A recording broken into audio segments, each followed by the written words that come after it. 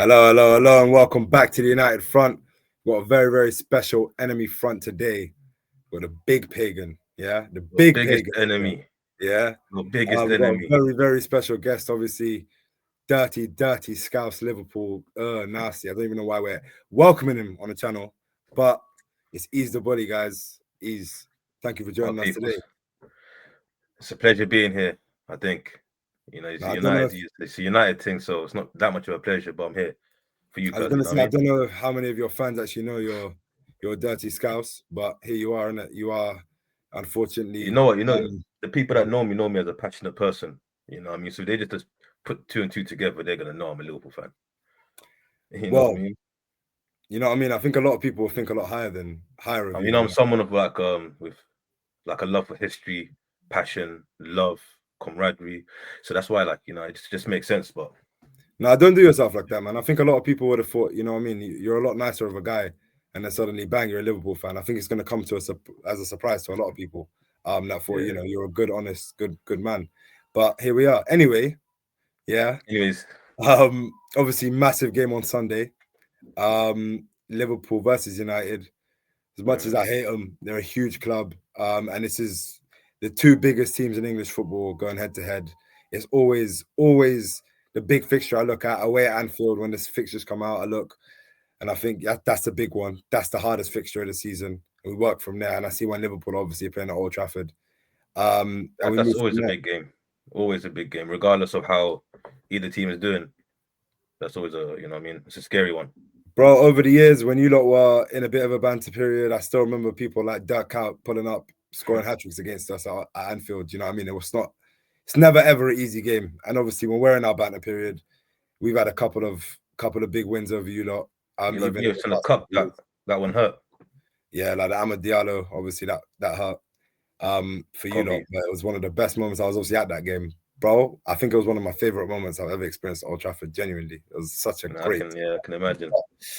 You know what I mean? Getting one of your rivals there's nothing like it, and especially over the Scousers. As United fans, there's nothing better. And actually, that's obviously brought you on the enemy front today to get a little look into Liverpool, how you started, how your season's gone. You've had a lot of talk about your run of form at the moment. So you've lost your last three against Palace, Chelsea, and Galatasaray. Last two in the league, Chelsea and Palace, who both decent teams to be fair. What do you make of it? Is it as negative in the Liverpool fan section? How are you not feeling about it? Well, I mean, online it's all like reactionary, isn't it? So there are people online that are like, nah, what's going on? What's wrong with Slot? What's happening? But I think it's especially off like the back end of last season, we weren't performing the best as well. We had to make a couple changes. We made the changes in the summer. And I'm not no expert, but usually these type of things need time to gel. Isak's barely played any games. Ekatike is probably one of our best signings. Kirkers is getting used to the system. Frimpong's been injured half the season. Wirtz, he's been playing. To me, I think he's been playing all right, but the narratives are that he's been a flop so far. How do you feel about like the fact that people have been? I was gonna say, how do you feel about the fact that Wirtz has been like? Well, some people say not criticized enough, actually. But obviously he's been heavily scrutinized. Generally, his performances, obviously, with a price tag like that. But obviously, a lot of people. It's the price tag that makes it. 115 million. You need to be coming and making an instant impact. What would you say to that?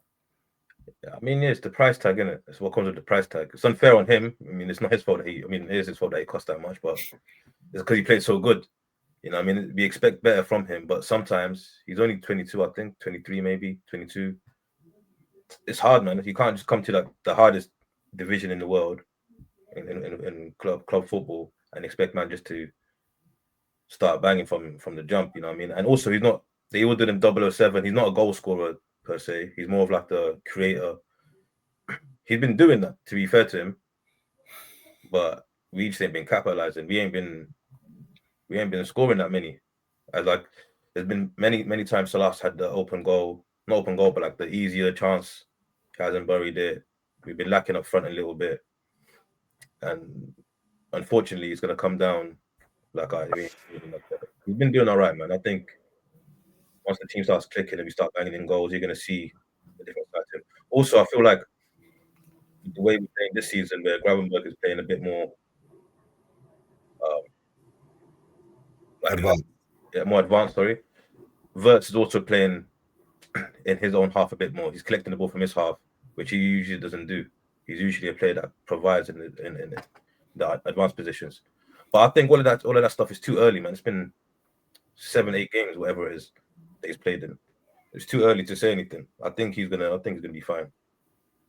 Yeah, I mean 009 for Wirtz, by the way. But obviously I'm gonna get to Wirtz actually, and I'm gonna get to we can get to Cunha too. You know what I mean? So listen. And he's got Premier experience as well. So you know what I mean? These narratives.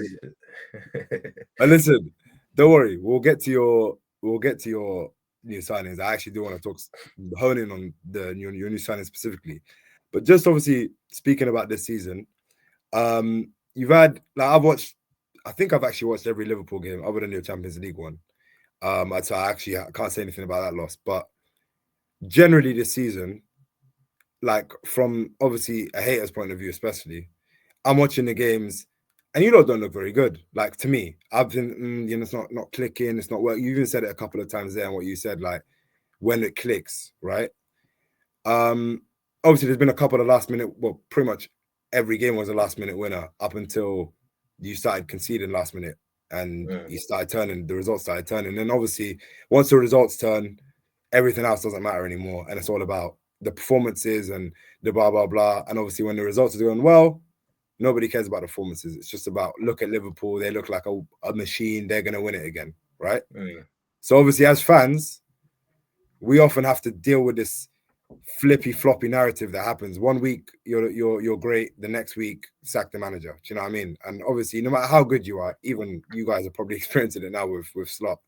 Couple of weeks of him going bad, probably the first couple of weeks since he's come to Liverpool, and people are already questioning whether he's good enough, even though he just won a league. Do you know what I mean with you lot? But just from the performance point of view, do you feel there's any merit to when people are saying, you know what, Liverpool have actually been playing shit this season, and this was always going to happen?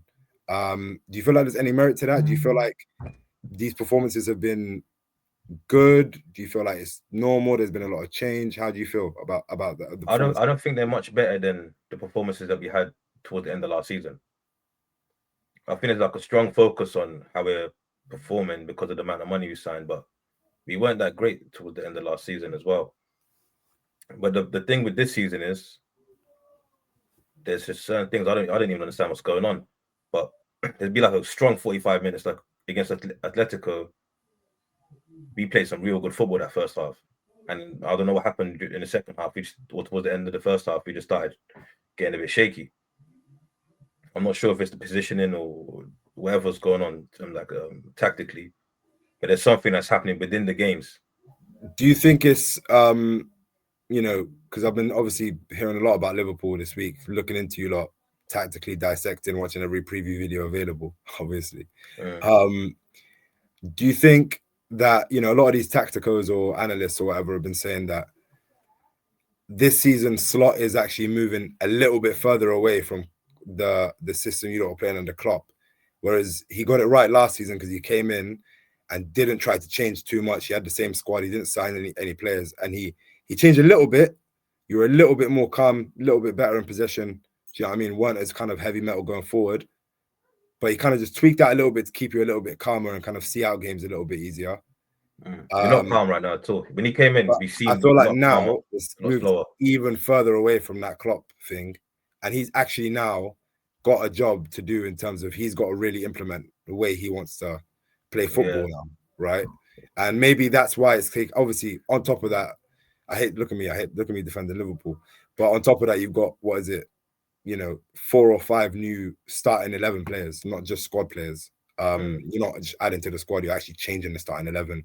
And he probably doesn't even know what his strongest 11 is right now as well. So we lost some proper vital players. That's been part of our success, Like Robert, and I think obviously Salah and Van Dijk probably are starting to lose their legs a little bit now. Salah, I don't think so. I don't think this season Salah looks off the pace for But we say that, and then against the game against Atletico, he was just doing Salah stuff again. You know, I mean, I think he's just, I don't know what's going on, but Van Dijk definitely not. Van Dijk still looks all right, to be fair. Van Dijk's been maybe our best player, bro. I mean, but like, I ain't gonna give him too much. I've got a theory. I've got a theory. Last season, I was just looking at the way Slot was talking about PSG, yeah. And once we played PSG, this guy just kept talking about the way PSG's playing. They got ball players in every single position. I feel like he just wants to be PSG. Last season's PSG, I feel like that's what he's trying to do. But that comes with its, you know what I mean, with its downfalls. Like PSG can afford getting hit on the attack if you're scoring 5-6 goals. We're not scoring the goals right now. We're not scoring enough goals, and we're conceding way too many goals. He needs to figure it out, but I think he'll be fine, man. Like I said, one of the problems is also Frimpong was injured since once he came in, he got injured. Bradley was injured. We started playing Szoboszlai right back. He was our runner in midfield, so it takes away that part in the midfield. Gravenberg's been playing more advanced. McAllister started off a bit slow. I think he's just getting his feet back. Isaac had no preseason. Speaking of the changes to your squad and your team, then, how do you feel? Where are you with the new signings at the moment? Obviously, generally when teams make new signings, I personally like to give players, especially players coming from a different league, I try to give them a year. Players coming from Premier League and Premier League proven players, maybe a bit less, a couple of months maybe. But you've got Kirkes, Frimpong, new left back, a new right back. You've got a new midfielder. You've got Wirtz. You've got new attackers in Isak, in Ekitike. That's a lot of change, right? How do you feel like that's impacted the team? And other than really Ekitike, he's really been obviously the only one that's kind of banged so far. At the moment, just as of now, obviously, I'm not saying it's going to be like that forever, but as of now, there hasn't been many goals. There hasn't been a lot of fluidity. They look a little bit off the pace. What do you think that's down to? And can Man United capitalize on that? I think you lot can capitalize for sure. If the thing is like on the, I think Kirkes, he needs a player like he needs more sort of a Diaz than a Gakpo on that wing, like a dog on the wing that's going to chase. He's going to press, do all of this. You know, Gakpo's a bit more. Gakpo's been dead, boy. He's a bit more. He's like, that's what I'm saying. He ain't been playing the best, but on paper, I don't get it with Kirkes either, because Kirkes actually is prem proven. He looks like the most lost out of all of your new signings. No, he does, but I'm saying he needs that dog with him. You know what I mean? I think he needs a dog with him on that left wing. He's got the best slander name ever, you know. Yeah, he's got Charlie Kirkes is crazy. Charlie Kirkes is what a name. No.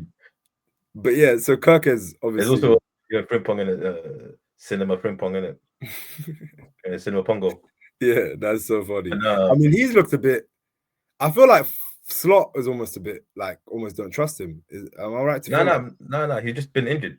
Honestly, he's been injured. He's played one game, but he's looked a bit shaky. But he's been injured for the most part.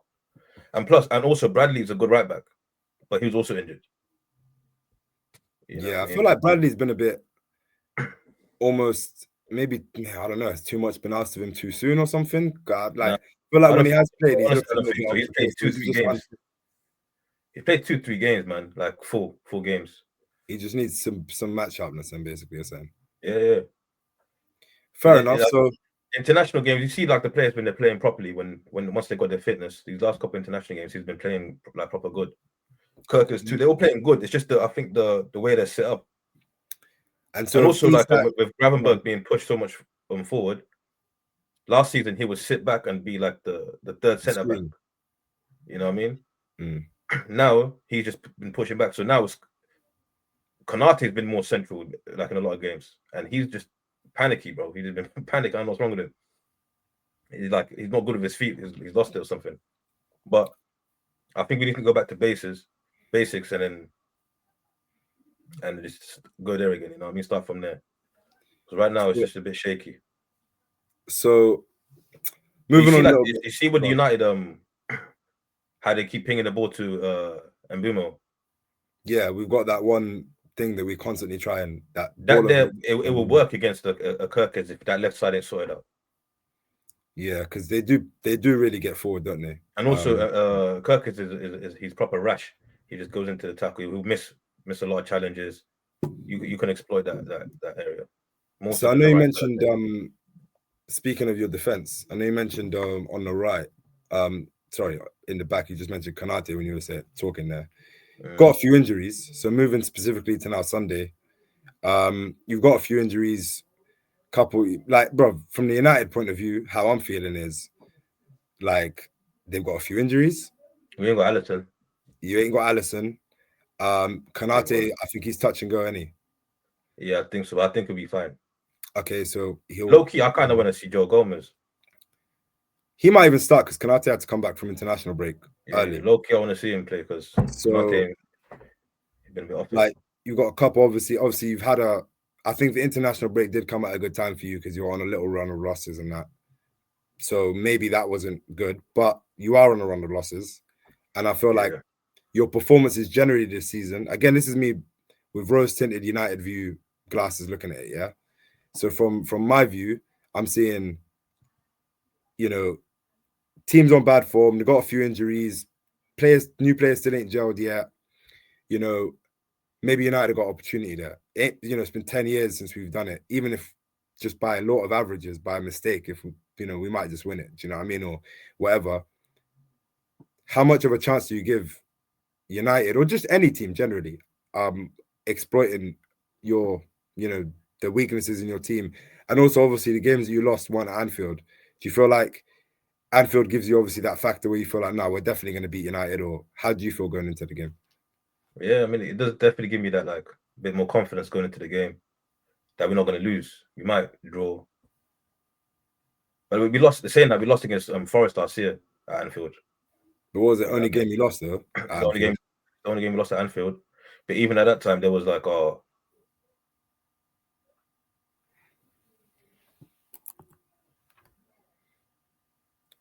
little technical difficulty there. We'll get him back. All right, carry on. Sorry, we just lost you there for a second. Go ahead. Yeah, my fault. I was saying, last season we lost against Forest at home, and I remember then there was a lot of people saying, yeah, Slot might not be ready for this job. It's not looking good for him. You know what I mean? So people do start to talk a lot when it's too soon, you know what I mean, to say anything. But saying that, we've had a bad run of games recently. To be fair to United, they ain't looked too bad. You know, I mean, a lot of games they've looked good, man. They've Arsenal who are top. They played a good game against Arsenal. You know, I mean, they beat Chelsea, who we just lost against. So it could be one of them. You know what I mean? Fluky ones. You might get a fluky one, win a game, get a couple points out of it. I'll let you think about an actual score prediction for the game. But also, I haven't watched much of Sesko, but I know he's good in the air. I've watched, like, from what I've seen, he wins a lot of flick-ons, a lot of these type of things. If he's going to be in a matchup against Konate, for example, he might win a lot, and that might be flick on to Cunha, whoever you're playing on that wing. It might cause us some problems. Yeah, I think that's on the counter. On the counters, you lot might. I think you guys might cause us some. I feel like how Liverpool win this game is we do what we do usually and going for the kill it off early, and try to hold it down.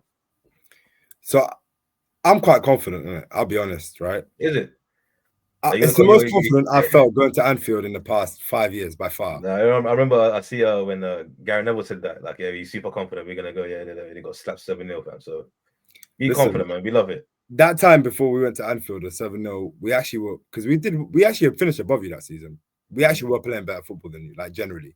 We looked solid. We don't really concede many goals. But that game was a proper, like, horrible, shocking defeat. But it was just one of them crazy football games. You had 7 shots on target and scored all 7 of them. Like, at half time, it was like 1-0 or something, wasn't it? Like, I think so. I think we scored. It was like, it was very, like, close. About half time, it was like, oh, we're still in the game, bro. And then out of nowhere, boom, literally every attack you had going forward, you scored it. That don't happen. Like, that's very rare to have like 100% shot accuracy in a game. So, but you know how they say, like, the game is lost and won in midfield. Yeah, both our midfielders ain't been playing. They ain't been doing their job. You know what I mean? So, but the thing is, I feel like Liverpool have the the names and the numbers to make it work. You know what I'm saying? I don't Thing think is with United you should. lot, is you lot are Premier League champions, so you know, innit? You know No, that if you turn it but I feel on, like us trying to play the players that we're trying to play, the place versus the McAllister hasn't been too on it. Jones actually been one of our most progressive players this season. You know what I mean? So I don't know what he's gonna do. He might play Jones, Gravenberg, and Szoboszlai, or Verts, or whatever. like So honestly, I I think think the game is one there. If you control that midfield, you lot are done. you know what? Saying that, right? And part of the reason why we played well against Arsenal, obviously you don't play exactly the same way, but you do play in a kind of similar way, right? And I think the same reasons that we cause Arsenal issues, I think going to be the same reason we're going to cause you lot issues, whether we win or lose. I don't think you lot are going to set up with that mentality though against you, because you were playing at Old Trafford. Going But to Anfield, that's there's always another that. reason why I kind of feel like it's different. Like all these years previously, when we've got to Anfield, like since up until the 7-0 at least, we had like a feeling that we could, maybe this is the year we could do it. But And then even like these players, and we've like, by the way, in those years and quite a few of those years, we finished above you as well, by the way. Like it's not even like we were way worse than you when we were getting slapped and all these times we were going to Anfield. The quality of the team necessarily isn't the thing. That goes out the window in games like this. I've been in these stadiums. You've seen, we've been watching games like this for our whole lives. When it comes to these games, a team, one of us could be mid-table, or other one could be challenging for title. It's still hard to. These games are tight. Generally, they're tight. You don't know how it's gonna go in it. That's why, like, So, even these conversations, we're saying all these like, we might line up like this, and that's a definite win for it might just be decided on one moment. That it might be a 0-0. Could be a 0-0, but the last two games at Anfield for us have been draws. Yeah, it was 0-0 the year before last, and last year it was a draw at 2-2. Just to actually move on from that, I wanted to be my next point. One of the reasons why I'm not so confident, but one reason why I'm like a little bit confident is under Amorim, when we set up like how we set up last season, in one of his first games, that was like his third game or something, or fourth game. He set up well, and that three at the back system, I think, really got to slot. And genuinely, I believe we deserve to win that game. Like last season, it was one of our best. Even till now, it's probably still one of our best performances we've seen under Amorim. We deserved to win that game, but I think it was two delict mistakes that ended up giving you guys, the goals. But we played well. We scored goals. Like we actually looked like the better team on that day, and I think that system does cause some of these big teams that we play issues generally. Obviously, it didn't cause City an issue when we played them this season, but Arsenal, it always has when we played them. Even when they've beaten us, it's not been easy for them, and we beat them in the cup or whatever. You lot last season when we played you under Amorim, it was a tight game. We looked good going forward. It was a decent game, whatever. We should have won. We didn't, whatever. Draw. Like, and I do think it causes some of these teams that like to control possession and stuff a little bit of issues. And obviously what he did last game as well was that he actually packed the midfield and he got the 210s to drop in and Mount specifically to get closer to the two midfielders. So it was almost like a 3-5, like 1-1 or a 3-5-2. It was like very tight, out of possession. Even sometimes pressing in a 4-4-2, like out of possession. I think a lot of people sleep on it because they just see what goes on the narrative, on the media, online, or whatever, and they go with it. But generally, if you've been watching us, we've been pressing differently. Start of the season, setting up in a bit of a different way. I think he's starting to clock the Premier League a little bit better, which again would make sense. He's been here for about a year now, so he's made a lot of mistakes. So obviously, he's clearly got to learn from them. Hopefully, do you know what I mean? And so yeah, man, I think like on top of all of the other stuff, like the form that you lot are in at the moment, I feel like all season it's been like we've almost had similar but almost opposite stories. I feel like with us, we've been playing kind of well, but been a bit like, patchy, maybe a bit inconsistent. Some games really good, some games proper shit. We've been showing signs, we've been creating loads of chances, but we ain't been putting away our chances. We've been conceding goals from silly mistakes, keeper mistakes, stuff like that, right? And basically, I don't think our results necessarily have what I have been like, deserved from our performances, so to say, right? And I feel like the same narrative is with you. The performances don't mirror the results. Yeah, I feel like your results haven't been reflective of your performances. especially in the beginning Maybe, of the season. I feel like even if I mean, like the the only team that we played against that were like clearly better than us in that game was Newcastle. Yeah, I mean, And again, obviously Palace and Chelsea, we lost to them, but I'm not in the even games we necessarily won. saying the other teams, innit? Right? I'm more saying like even Arsenal, like when you played against them, they weren't really better than you or you better than them. But I think both of your teams just didn't play very well. Do you know what I mean? It was just obviously it was a very tactical like battle, but I don't think either one won their battle, if that makes sense. Like you just kind of like no one was clearly better than the other. Cancelled each other out. Do you know what I mean? It was just like you both didn't create any chances. You barely had one XG between both of you. Do you know what I mean? But that's the important. That's the important thing about like the Premier is like if you're playing bad and you're winning these you start games, that's a great sign, man. Because you're only just gonna get better if you're like a team like a Liverpool or Arsenal. More times you're gonna get better in it. With United, we just don't know. We don't know where it's gonna go. That's the thing. We don't know, and this is all hope for me, innit? What I'm trying to say, innit? For all the fans that might be watching and get carried away in what I'm saying, obviously it's hope, innit? So if we get smoked, don't be ringing me up, innit? You gotta be hopeful. It's your team, and you gotta have that. But like the hope for me, especially like now, like I said, is because of like you know what your hope is actually warranted this time. Like you just said there, one of those cliches you just said, yeah, those bait football sayings is, you know, if you're playing well, if you're not playing well and winning games, it's a sign of champions. It's a good thing. Yeah. Another football cliche is performances breed results. And eventually it evens out. If you're playing really well and you're just not getting the win, eventually over the course of the season, you'll get the results. It will even out. You might, you know what I mean, win some games where you don't deserve to win, whatever, but it'll even out over a season. Obviously, because we've had such a bad season at Amorim last season, there's a lot of PTSD. Man are basically waiting for him to mess up, and a lot of people aren't convinced. But a win at Anfield will convince everybody. It will give him at least another month of no, flip-flop weekly Amorim in, Amorim out debates. It'll finally give him, I think, the stability he needs. It'll be a massive result for you, lot. 100%. Also, I feel like it's a win-win. United don't get many win-wins. Like as long as it's not embarrassing, by the way, as long as it's not like a 3-0, 4-0. If we go there, lose, but fight out, no one's gonna say that. No one's gonna be like, "Oh, you got to sack him," right? Yeah. But if we go there and win, it's a massive result. We could talk about it for years on end because we always do. Every win at Anfield, we cherish as United fans. So like, it's one of them ones where I feel for him, it's a very like high reward, low risk thing, which doesn't come along a lot as a United manager. So he's got to go for it. He's got So you're right. So win for him. So just go on then. As we're speaking about United, I'll quickly give you the question I like to ask everybody that appears on the enemy front. How does the Man United situation generally look from the outside looking in? Obviously, you're a fan that kind of reads between the media and narratives and stuff a little bit deeper. So how do you feel watching United, seeing United? What does the situation look like from the outside looking in?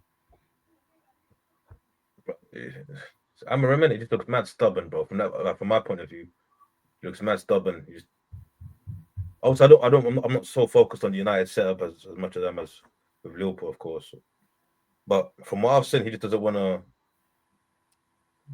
That 3 doesn't always work, you know. I mean, like what I've seen with Slot, for example, and even Arteta and them, they change it according to the game. They will change certain things according to the game. This guy looks pretty stuck with his philosophy. You know, he doesn't. Maybe I'm wrong, though. I haven't peaked it too much, but with the games I've seen, it looks like he's so stuck on his philosophy, and I think that philosophy could work if you had went and got a proper CDM. But I mean, with the CDM thing, I think that's the thing that's missing. You know, like I think that's the missing piece to make you like a proper like a team that can challenge to go into Europe properly. I think it's that CDM that's missing. I mean, I'll be honest. I agree with what you're saying. For the most part, anyway. I get I understand why you're saying it, but it's just like, bro, like, I don't know if I can blame him for the CDM thing. All summer, at the end of the day, he don't sign the players on it. You know, I mean, the board does that. And all summer, from the beginning of the summer to the end, I was hearing Man United. Ruben Amorim said he wants a midfielder. Ruben Amorim identifies he wants a midfielder. After we signed everybody, it was Ruben Amorim still wants a midfielder. Then it comes to the season, you needed someone on the wing. You needed a few things. He's clearly said to them, "I want a midfielder," because that report has come out from a lot of tier ones in it. Yeah, Ruben Amorim specifically said, "I want a midfielder." Right now, all he can do is really say that. After that, it's up to the club to decide whether they're going to get him now, later. Clearly, the board looked at it. They tried to get Baleba. Maybe they decided it's either Baleba or nobody. Similar to maybe how you lot decided it's either Van Dijk or no one, and you waited an extra while for when. Yeah, but Baleba's not like a there's like a Wharton is an amazing player. Even the Anderson kid at Forest, right? Yeah, I think we're being linked to all of them now, and I guarantee you, come the summer, maybe even in January, we will sign one, maybe even two midfielders. I actually think the Whartons and the Believers he's amazing, but I think someone that's a bit more like steady. calm. Wharton's a bit more like Michael Carrick-esque. I think that's what's needed, bro. Beleba's more Kante mode. Do you know what I mean? More like a Caicedo. You know what I mean? He's like one of these Kante regions, isn't it? Like Caicedo. But that someone like Wharton or Anderson can control the pace from that side. I really like Anderson because I think he's a good blend of athleticism as well as like ground covering ability, as well as he's good on the ball, good at keeping a tempo. Obviously Adam Morton's way better than him on the ball, but not as athletically gifted, doesn't cover ground as well. But at the same time, he's kind of like there's a lot of players coming out from that position. So that's something that United will be in the market for a number 6, maybe even 2 this summer. But I understand you can't. Sometimes you don't get lucky, and you're not able to get every single position patterned in the summer. Again, I don't know what happened with the centre back. I'm just trying to make sense of it. I don't know. Like, it doesn't make sense to me that, as a fan, it didn't make sense to me as well why they wouldn't sign a midfielder. It's quite clearly a gap.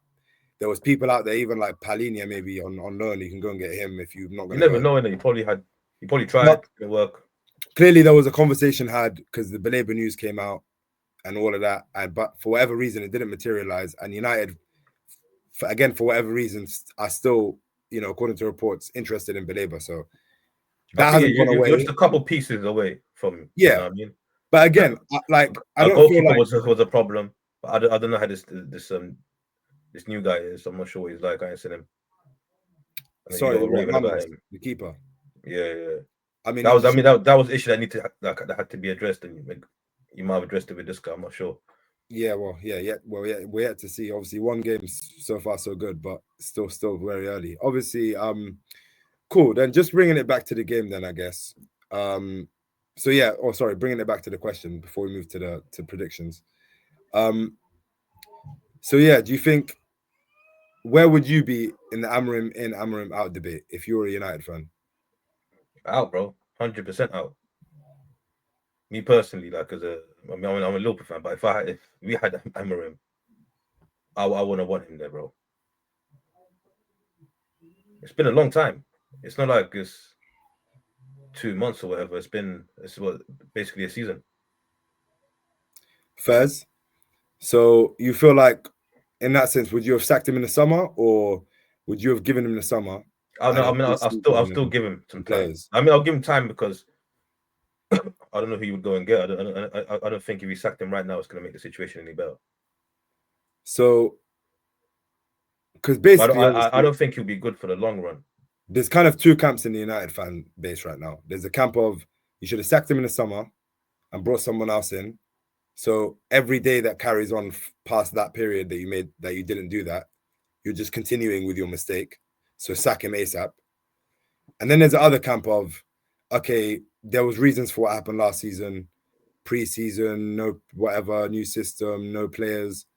So let's give him a summer, let's give him a pre-season. And then, let's see what happens. And obviously so far, we've won 3, lost 3, drawn 1. I think that's fair for a new manager. You have to give him his window, the summer transfers, his pre-season, and see how things work out in it. So I feel like he didn't start off great. The football's getting better, just the results aren't good. Yeah, and it's not good in it. But you can't sack him right now. There's not many people out there. You can't sack him right this minute. Maybe January, like if shit ain't working out by Jan, Feb. Yeah. But I think I'll give it to Jan. Fair enough. I'm trying to think now if I'm as a Liverpool fan and the thing Slot already won us something, but if he didn't win anything last year and he brought all of these players in and he's playing shit and we're not challenging for anything, we're not challenging for the league, I'd want to change. Fairs.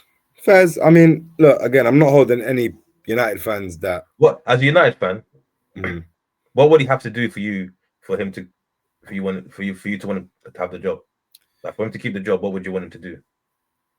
For me, obviously, and I haven't lost faith yet. A lot of United fans have lost faith, and understandably so. And I think when a manager first comes in, they've got like, let's say 100%, like the faith is 100%. Everyone's behind them, right? Yeah. And slowly, bit by bit, they lose percentages based on what they're doing. Understandably so, he's lost a lot of trust for United. Now, a lot of fans are 0% now with the trust. They got nothing left. With me, I still think there's a glimmer of hope. Obviously, so far, it's been terrible. And he's lost a lot of that percentage with me as well, of trust. Like, it's maybe went from 100% trust to, I don't know, 30, 40%, 50%, whatever, right? But I've still got something there where I'm like, we haven't seen the best of this guy. And I've also seen so many managers come to Man United and get absolutely swallowed whole by the club and, you know, like literally chewed up and spat out. And they can't all be dead managers that don't understand tactics and don't understand football. It can't all be but I see every single one of them fall victim to the same mistakes. And it's like they all end up looking like they're clueless, they don't know tactics. There's bait mistakes that everybody, all the football fans, all the armchair fans, me, you, all of these people in the stands, we can see the issues. And if we can see the issues and he can't, then he's clearly clueless. We felt like that about Oli, we felt like that about Ten Hag, we felt like that about Mourinho, felt like that about Van Gaal. We've literally felt like that about everybody. And it can't be that all of these managers, it can't be true that all of these managers are just clueless. They just managed to win leagues in their countries and stuff. But as soon as they got to United, they've forgotten how to. For me, you lot got spoiled with Fergie, innit? Yeah, we did get spoiled with Fergie, obviously. But I think I was reading something the other day actually. Let me ask you this as well, like as a fan, yeah. Do you think Fergie kind of fucked you lot up? You think he kind of like put you lot in a bad spot? I don't know if it's a bad spot. You know, like for example, because obviously everyone has had this idea of like, new managers coming in, it's going to be problems. Also, after Fergie was Moyes, tough. After Wenger, it was Emery. Yeah, it was tough. It's usually tough, and obviously after Liverpool after Klopp we get Slot, and that was kind of a smooth transition. But I feel like the way that the club did it, and how they hired Slot, and how Klopp left, it just made it a smooth transition. But I felt like maybe with United and especially with United, Fergie won the league, and it was like an extreme drop off in it. So it was just tough for Moyes from the jump, and it's just been downhill ever since. If I'm honest, I don't blame Fergie for it. Like, bro, not Fergie, but the club. Sorry, I definitely blame the club. But even the club, like they cut. I mean, they didn't plan for it, and I'm not gonna. Because I was also reading that. So I don't know how long you left, but with Moyes, he wanted a lot of big names. I think he wanted Cesc, right? And he tried to get a lot of players, and then he ended up with like Fellaini on the last day or some shit. Cruz. So it just looked bad. It looked bad, yeah, because none of the players wanted to. We waited for Fabregas till the last week of the transfer window, and I think Fabregas said something like, "Oh, if I started the first game of the season for Barcelona, I'm not coming." And then that season, he went on to play false nine for them. Do you remember that? Mm-hmm. And so he was like, "Fuck it, I'm going to stay at Barcelona." And obviously, Chelsea ended up getting him like a year or two afterwards. But so I think going back to the initial question about Fergie, yeah. Obviously, the guy retired, bro. The guy retired like in his mid-70s. Like, you can't manage him forever. He's managed us for 30 years. Like, eventually, he's gonna have to step down at some point. Obviously, I think I asked the question. I meant more to the club, not Fergie. Well, obviously, the club, the Glazers. I think it was just really, really poor management, and they failed to replace the expertise that Fergie had, and like I think what Arsenal did, which they obviously the downfall was a lot shorter in terms of like between when Wenger left and now, but like they basically replaced 4, 5, 6 people in the boardroom, big players in the boardroom, to make up for the expertise that Wenger had and what Wenger was doing by himself before he was there. I think not only did Fergie have the expertise that left, but at the same time, David Gill, who's also like a big legend, like for people that know about United and what he was doing with United, he was a huge name in football. He had the biggest, phone book and in terms of footballing contacts and agents and other managers and clubs. He knew everyone. He knew who to call to make the right transfers, how to convince players, all of that stuff, right? Every time you hear about a big player signing for United, you hear about David Gill being involved. Yeah, you hear about the Fergie phone call, but Fergie just does a phone call. David goes the one that organizes, maybe the plane to go Jack Berbatov from the airport so that City don't sign him. That type of stuff. David Gill has a lot to do with that. So when he leaves and Fergie leave at the same time, you've both got two now massive people that maybe you need to hire now another 10 people to fill these people's roles of what they were doing. Do you know what I mean? Yeah. And I think United, the problem was we went from David Gill, who was like legend in the game, everybody knew him, blah, blah, blah, well respected, to Ed Woodward, who nobody knew. He'd never worked in football. It was his first job in football. Literally, I've got the same amount of experience in football right now, maybe probably more than Ed Woodward did when he became the CEO of Man United. That's a massive no-no, fam. And obviously you saw what happened when that, took place, what took place for the 10 years after that. You even heard David Gill a few years back he was on Rio Ferdinand's podcast, and he said he actually offered his like help to Ed Woodward. He was like, yeah, if you want, like, your phone, if you want my phone book, you want me to, like, introduce you to a few people, whatever, blah, blah, like, I can do that. And Ed Woodward basically was like, no, I'll do my own thing, bro. Like, I'll focus on my own thing. And that shows you, innit, the type of egotistical, stupid decisions that he made and what United ended up making, because he was a head decision maker at United. We were making stupid, egotistical signings with no plan of how to do anything with them, and basically just resembled Ed Woodward. Now, sorry, it's a bit of a long answer, but the difference again with Liverpool that I think you lot did quite well is even though Klopp left, you still had a couple of people that were there making the decisions. We got them back. The ones that made some of like our most important decisions during the Klopp reign, we brought them back. Yeah. So Michael Edwards, he left, but then you're like, you know what? And then you know what? Everyone was like, oh, even in that period he was gone, a lot of people were like, we're not sure about the direction. Then you bring him back in to be the leader of that the thing, and straight away you win a league. You start signing the right players. It all works out again. Do you know what I'm trying to say? Because you've got the right structure around the Klopp and the slot. So when Klopp leaves and slot comes in, there's a lot less to replace. I think with United, we lost too much too quickly, and we never really recovered from it. And only, funny enough, even this is now the first time since then that we've actually sacked the board, like people in the boardroom and the people that are making decisions, and got a whole new bunch of people that say what you say about that. I'm not saying Jason Wilcock's amazing or Barada's amazing. I'm just saying they are people that operate within football and have operated within football previously, whether it's in the same role or in a different role. They've operated at big clubs like Barcelona, like Man City, that are winning trophies. So they understand what success looks like, and they understand at least something about football. Whereas Woodward and these men didn't, and I think we just suffered heavily because of that. I think any club, even if it's not like a drastic, it is a drastic change to people that know football compared to someone that didn't know football. It's still a change for the better, regardless. But I feel like if they would have put me genuinely, and like fans that I speak to when it stands when I go to Old Trafford in those positions, we would have done a better job than the previous regime.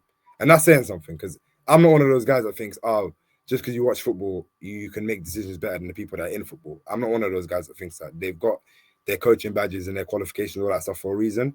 But Ed Woodward did not have any relevant experience to be managing the biggest club in England. No way in hell.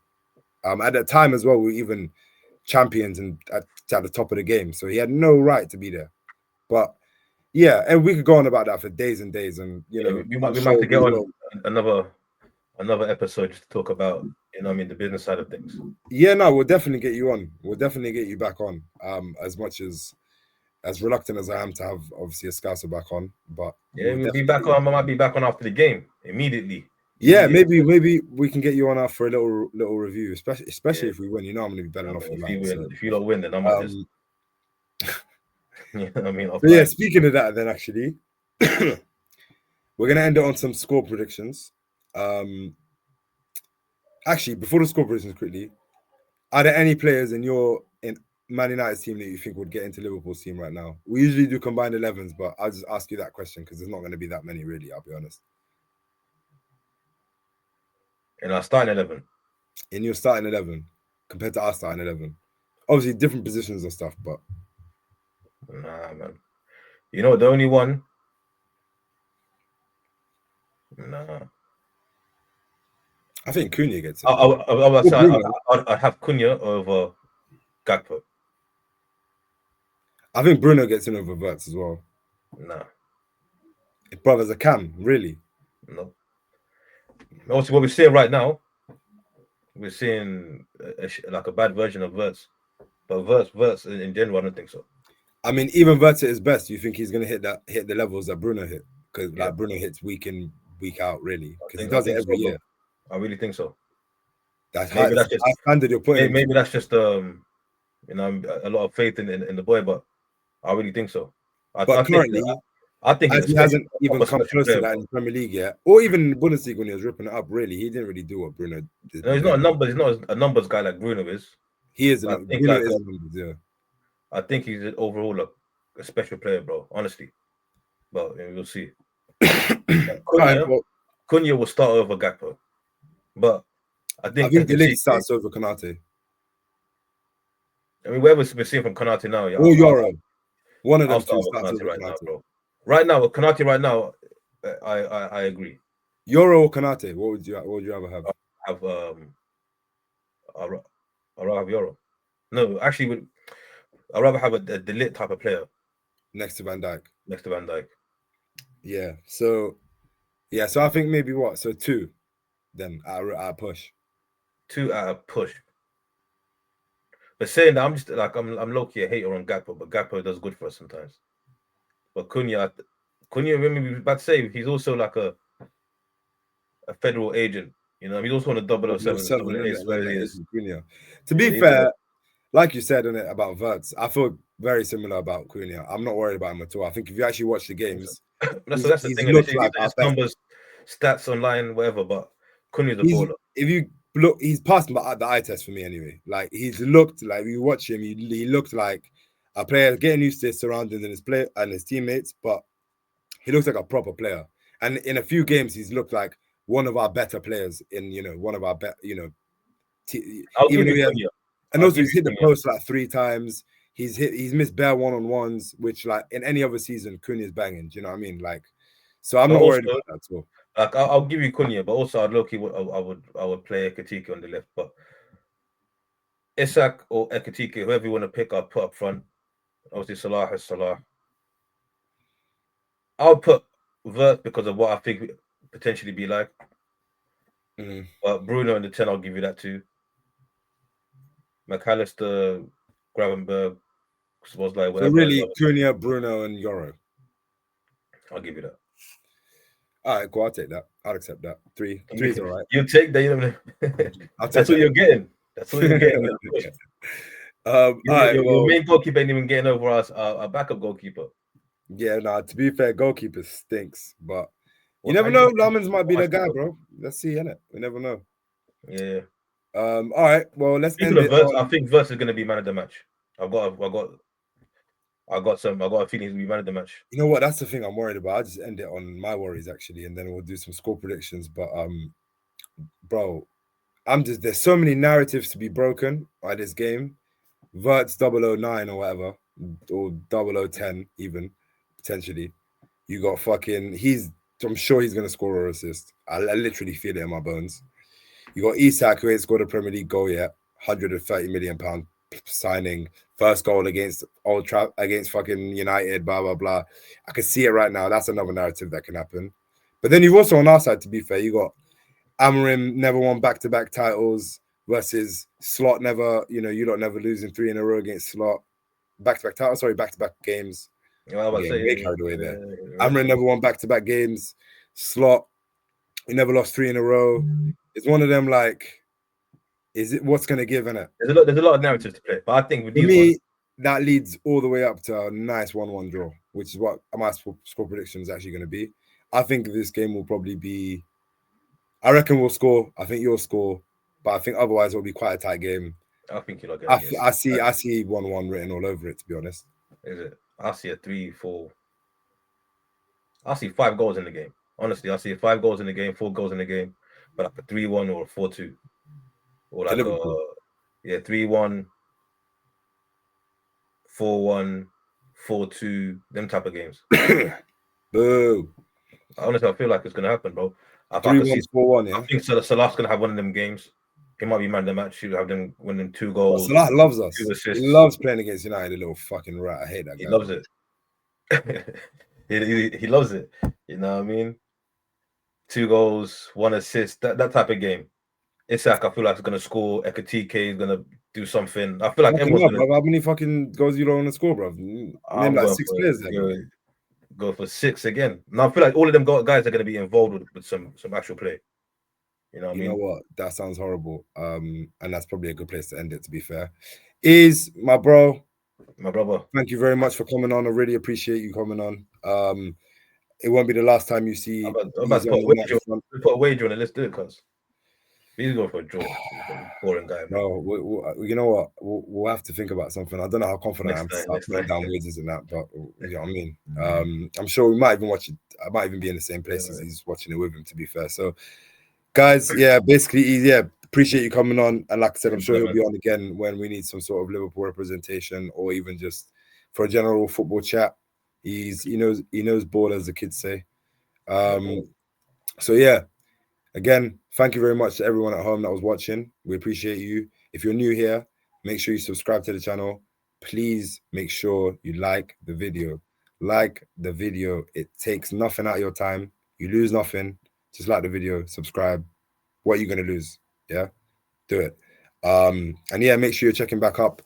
Over the weekend, we're going to have, obviously, reaction from the game on Sunday. So, keep your eyes peeled for that. But we'll also be back on Monday, obviously, for the full podcast. Maybe even East could join us on that. We'll see about that with, the rest of the gang. So keep it locked and stay tuned to the United Front. Ease, you got anything you want to say to the people? You want to follow up Ease at Ease the Body on Instagram? Subscribe to the United Front. Like, comment, hate in the chat. If you want to hate in the comments, you know what I mean? But yeah, go support them and them. They're gonna have a lot of interesting things in the future. So yeah, just keep updated with them and them, and follow me if you guys like listen to music. You know what I mean? Yeah, I'll put Ease's stuff, his Instagram and TikTok and socials and all of that stuff. I'll put it in the bio. If you lot, you know what I mean, are fans of good proper music, do you know what I mean? Very, very talented artist right here. So I'm sure you know what you might probably already know that. That's probably why he might even come to the video. But yeah, give him a look at his music. If give a look to his music and listen to his music, should I say, if you haven't already. And yeah, keep it locked on the channel. Yeah, we'll see you soon, people. Thank you very much. Take care. Peace.